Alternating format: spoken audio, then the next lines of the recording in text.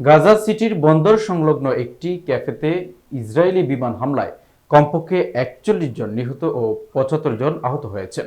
স্থানীয় সময় সোমবার রাতে গাজার সবচেয়ে বড় হাসপাতাল আল শিফার পরিচালক ডক্টর মোহাম্মদ আবু সিলমিয়া এ তথ্য জানান।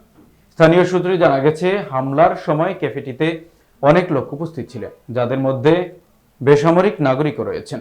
ইসরায়েলি সামরিক বাহিনীর পক্ষ থেকে এখনো কোনো আনুষ্ঠানিক বিবৃতি দেওয়া হয়নি।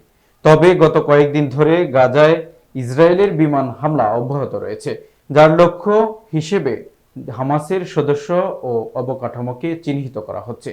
ফিলিস্তিনি স্বাস্থ্য মন্ত্রণালয়ের তথ্য অনুযায়ী গাজায় চলমান সংঘাতে এরই মধ্যে শতাধিক বেসামরিক নাগরিক নিহত হয়েছেন, যার বেশিরভাগই নারী ও শিশু। আন্তর্জাতিক সম্প্রদায়ের সংঘাত অবসানের আহ্বান জানালেও উত্তেজনা ক্রমাগত বাড়ছে। জাতিসংঘ ও বিভিন্ন মানবাধিকার সংস্থা গাজার বেসামরিক জনগণের উপর হামলা বন্ধ করতে এবং মানবিক সহায়তা প্রবেশের সুযোগ দিতে জরুরি ভিত্তিতে হস্তক্ষেপের দাবি জানিয়েছেন।